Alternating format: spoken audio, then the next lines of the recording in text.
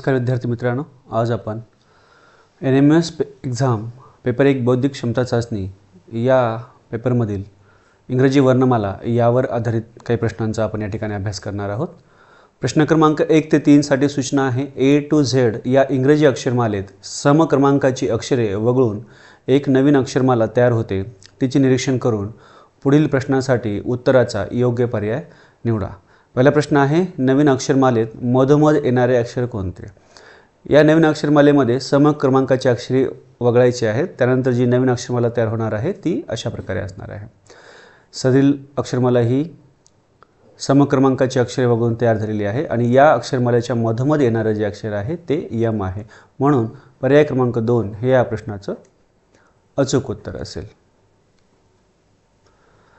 पुढचा प्रश्न आहे, नवीन अक्षरमालेत 5वे, 7वे, 10वे आणि 12वे अक्षर घेऊन कोणता अर्थपूर्ण शब्द तयार होतो?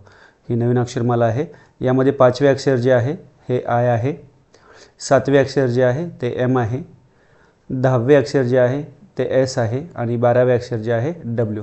म्हणजे आय, एम, एस आणि डब्ल्यू हे अक्षरे घेऊन SWIM म्हणजे स्विम हा अर्थपूर्ण शब्द तयार होतो। म्हणून पर्याय क्रमांक 3 हे या प्रश्नाचं अचूक उत्तर आहे।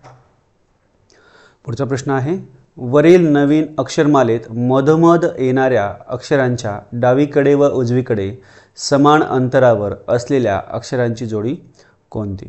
मधोमध येणारे जे अक्षर आहे या नवीन अक्षरमालेमध्ये यम हे मधोमध येणारे अक्षर आहे आणि पर्यायाचा विचार केल्यानंतर प्रश्नात येईल की यमच्या डावीकडे आणि उजवीकडे समान अंतरावर जी आणि एस हे अक्षरे आहेत। म्हणून पर्याय क्रमांक 4 हे या प्रश्नाचं अचूक उत्तर असेल।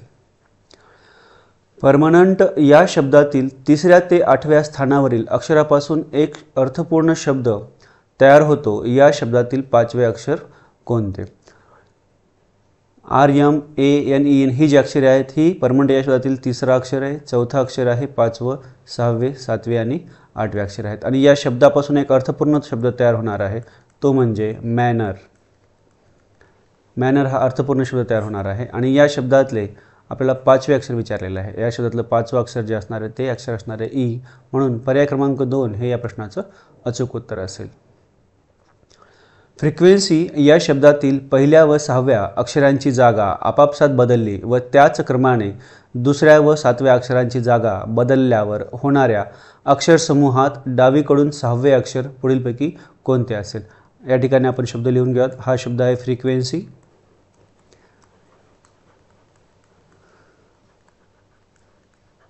यामध्ये पहिलं अक्षर आणि आपल्याला 6वं अक्षर बदलायचं आहे, म्हणजे या ठिकाणी एफ असेल, या ठिकाणी ई असेल।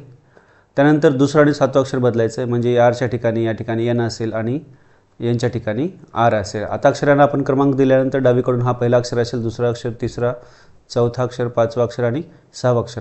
आपल्याला प्रश्नामध्ये विचारलेलं आहे की अक्षरसमूहात डावीकडून 6वे अक्षर, डावीकडून जे 6वे अक्षर आहे, डावीकडून 6वे अक्षर हे असणार आहे एफ। म्हणून या प्रश्नाचं अचूक उत्तर जे असेल पर्याय क्रमांक 3 हे या प्रश्नाचं अचूक उत्तर असेल।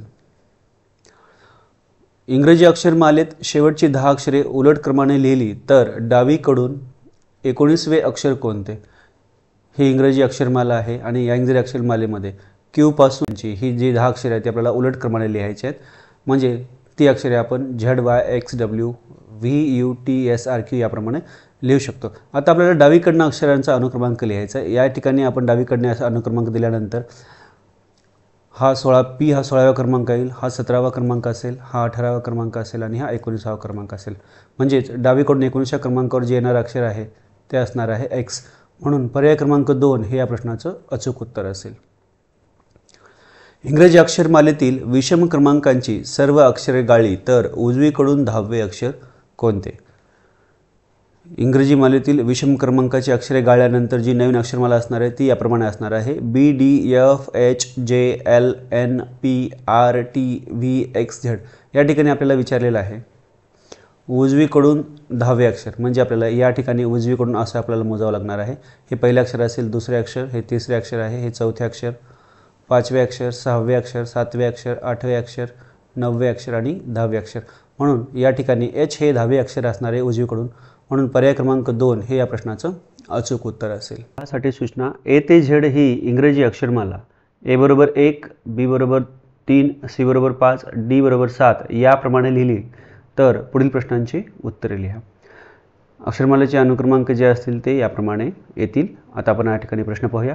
29वे व 37वे अक्षरांच्या मधोमध येणारे अक्षर कोणते? या ठिकाणी 29वे अक्षर जे आहे ते ओ आहे आणि 37वे अक्षर जे आहे यस, आणि या दोघांच्या मध्यभागी येणारे जे अक्षर जे आहे ते क्यू, म्हणून क्यू हे या प्रश्नाचं अचूक उत्तर असेल. याशिवाय आपण या प्रश्नाला आणखी एका प्रकारे सोडवू शकतो. 29 आणि 37 या दोघांची निमपट जी असणार आहे, निमपट ही या मध्यभागी येणाऱ्या अक्षराचा अनुक्रमांक आहे. या ठिकाणी आपल्या लक्षात येईल 33व्या क्रमांकावर जे अक्षर आहे ते असणार आहे क्यू, म्हणून क्यू हे या प्रश्नाचं अचूक उत्तर असेल. पुढचा प्रश्न पाहूया. 39वे व 27वे, 11वे व 29वे अक्षर घेऊन कोणता अर्थपूर्ण शब्द तयार होईल? वरील रचनेनुसार 39वे जे अक्षर असणार आहे ते या ठिकाणी 39वे जे अक्षर असणार आहे ते या ठिकाणी टी असणार आहे. 27वे अक्षर जे असेल ते या ठिकाणी आपल्या लक्षात येईल ते एन असणार आहे. 11 अक्षर जे असणार आहे त्या ठिकाणी एफ असेल आणि 29वे जे अक्षर असणार आहे त्या ठिकाणी ओ असेल, आणि यापासून जो अर्थपूर्ण शब्द तयार होणार आहे तो असणार आहे फॉन्ट, म्हणून पर्याय क्रमांक 2 हे या प्रश्नाचं अचूक उत्तर असेल. पुढचा प्रश्न पाहूया. OEYNJ या अक्षरापासून एक अर्थपूर्ण शब्द तयार होतो. त्या शब्दातील मधोमध येणाऱ्या अक्षराचा क्रमांक कोणता येईल? OEYN आणि जे या अक्षरापासून जो अर्थपूर्ण शब्द तयार होणार आहे तो असणार आहे एन्जॉय, आणि या ठिकाणी जे हे मध्यभागी येणारं अक्षर आहे. वरील अक्षरमालेमध्ये आपल्या लक्षात येईल जे या ठिकाणी जे अक्षर आहे, जे अक्षराचा जो अनुक्रमांक आहे तो या ठिकाणी 19 आहे, म्हणजे जे हे अक्षर 19व्या क्रमांकावर येणार आहे, म्हणून पर्याय क्रमांक 1 ह्या प्रश्नाचं अचूक उत्तर असेल. परीक्षेच्या परिपूर्ण तयारीसाठी चॅनलला लाईक आणि सबस्क्राईब करायला विसरू नका. धन्यवाद.